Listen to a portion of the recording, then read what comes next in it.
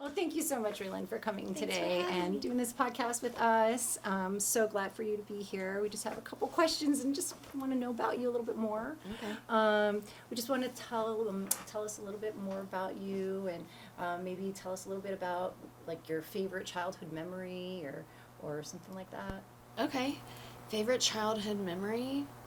Okay, so I remember when I was in 5th grade.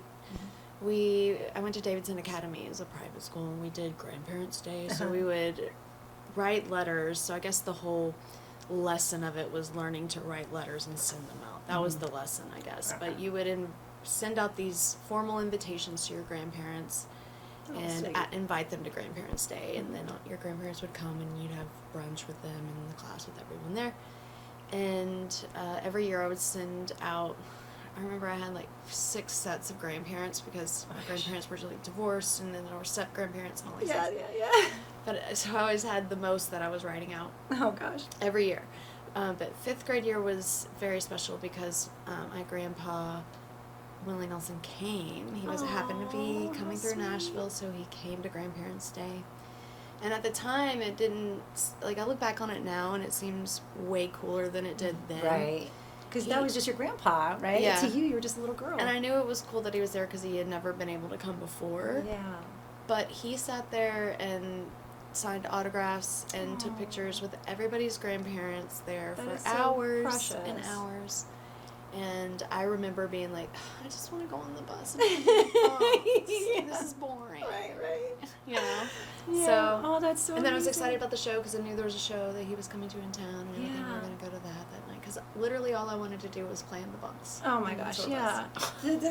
That I can't imagine. How did it feel like growing up in such an iconic country star family? Yeah.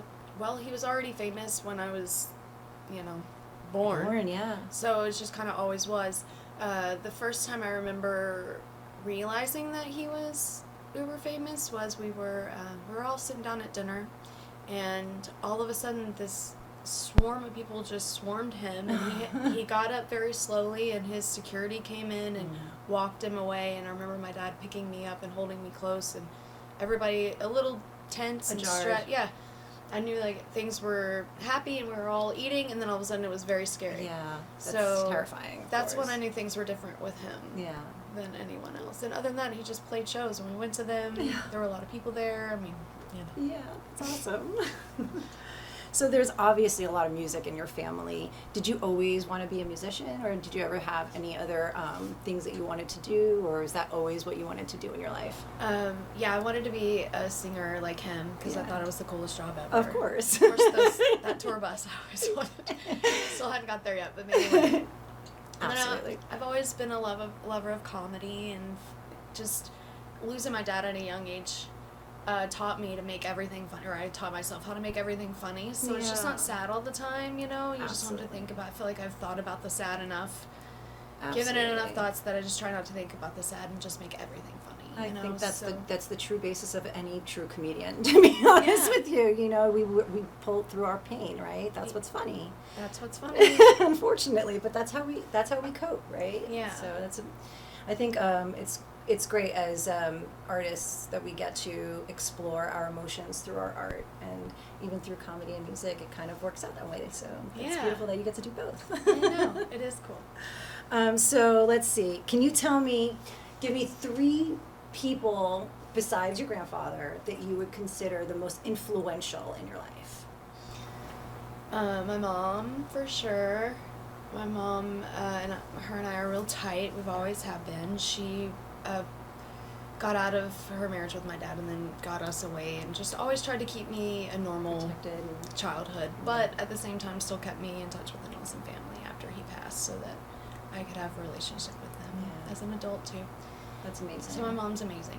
And she's a super holy roller. She loves her some Jesus. I love it. She loves Jesus so much that we did Passover just because Jesus would have done it. Oh my gosh. She loves her some Jesus. We couldn't say deviled eggs. We had to say dressed eggs. Get out. Yeah. Oh my gosh. Super Southern, Bible Belty mom.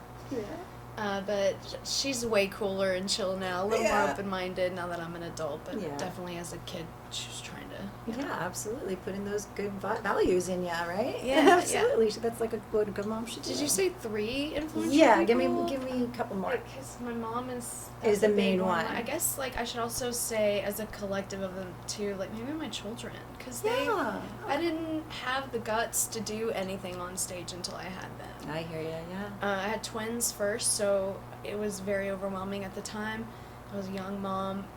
My husband was out working all the time, so it was just me and my children. Yeah. And I think they really taught me, like, I can do a lot of hard things, you Absolutely. know? And then I just didn't want to be stuck at home, so I was like, I gotta I gotta do something too. I totally feel you there, girl. And they inspired me to do that, you Absolutely. know? So yeah, they live through you, right? They, Yeah. they, I'm sure they're inspired by you every single day. So whatever you're doing, you're inspiring them, and that's a beautiful feeling as well, right? Yeah.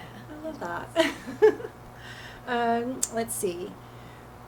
If you could be remembered for one single thing, what would you want that to be? Oh, wow. I guess a good songwriter? Yeah? Yeah. Well, you are, so Good. I'm sure people Thanks. remember you for that. I hope so. Absolutely. If you could give yourself advice at 18 years old, like if you can go back and give yourself advice at 18. Do not get married. Right? You more than likely will get divorced. Do not get married. And I did get divorced, and I won't get married again.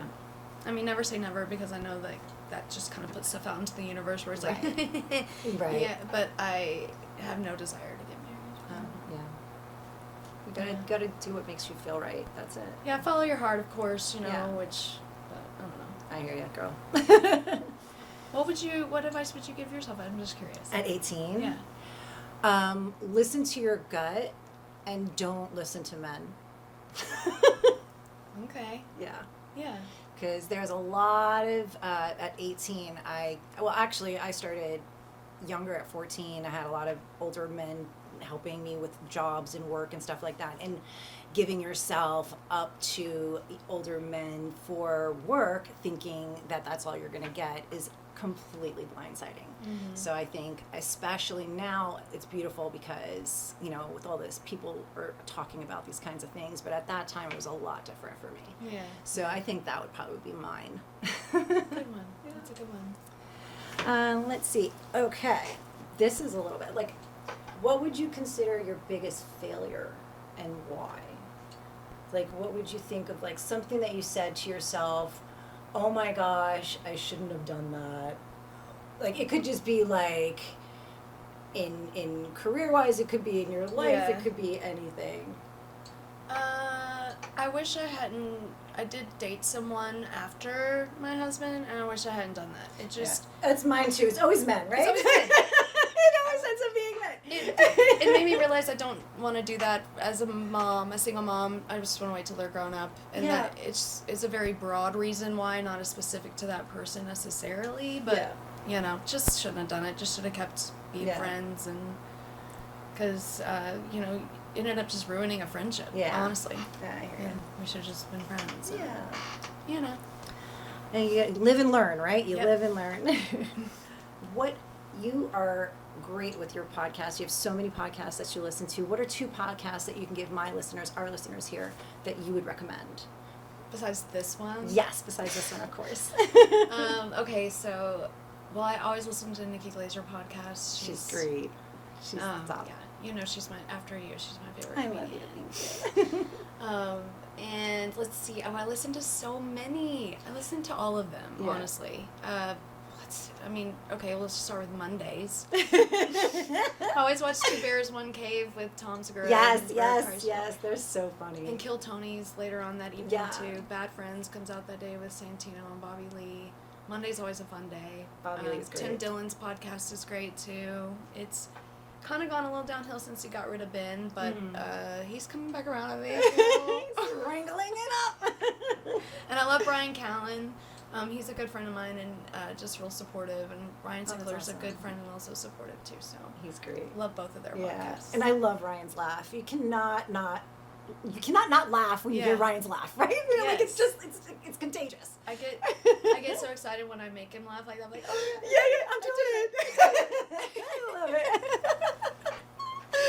it. Let's see. What is your biggest pet peeve, like in life or Just assholes. People Yeah. who are mean for no reason. Yeah. You know, we should. This life is so hard already, and we're all going through our own hills and our own trauma. Just have grace for Yes, everyone. thank you. Absolutely, I am 100% there with you. Yeah. Just don't be an asshole. Yeah, don't be an asshole. I love that. We need that on a shirt everywhere. Oh my god. What would be or has been your favorite band to tour with, or your dream band that you would love to tour with? Ooh, I'd love to tour with Joan Jett. Is that too crazy to ask? No, that's not. I would love that. That's amazing. Joan Jett, or She's like the the total kick-ass. opposite would be like Taylor Swift or Miranda Lambert. Yeah, That'd yeah. be fun too. Yeah, absolutely. Yeah. I could see you opening Joan or Jett working for with sure. all of them. Yeah. Yeah, maybe. that'd be so amazing. I would love to. Yeah. Oh my gosh. Let's put it out there. Yeah. What's one question that you wish I would have asked you today? Ooh, I don't know. I wish you would have said, which one of these cars on the wall do you want to... I'm going to give it to you Yes. when you leave. You get a free car, and you get a car, and you get a car. Yes, I'm Oprah now. I'll get there one day, Raelyn, Yes, and yes. I will get you that car. That car, I want the green one, right? Okay, I will put it in my notes. Just so you know, there's these beautiful old 1950s, 60s cars. 50s, 60s, would you say? Yeah. Yeah. I don't know cars at all, Yeah, honestly. they're definitely, I mean, cars weren't around before the 20s, right? yeah. It's gotta be like 30s, 40s, 50s. I would say they're 50s. Moving right along, though. Yeah, so we're definitely not into the automobile market. Podcast. So, well, let us know where our listeners can find you online. Thanks. So, Raelyn Nelson Band and Music is Funny podcast comes out every Wednesday. And if you like yoga, sign up for online yoga classes at Stardust Yoga. That's what I wish you would have asked me. Oh, there you go. That would have been yes. a better thing to say. Absolutely. Absolutely. Well, thank you so much for coming in Thanks and for doing this having me, podcast Hannah. tonight. Thank you so much. Thank you, our listeners, and have a great night. Thanks. Don't be an asshole. Don't be an asshole.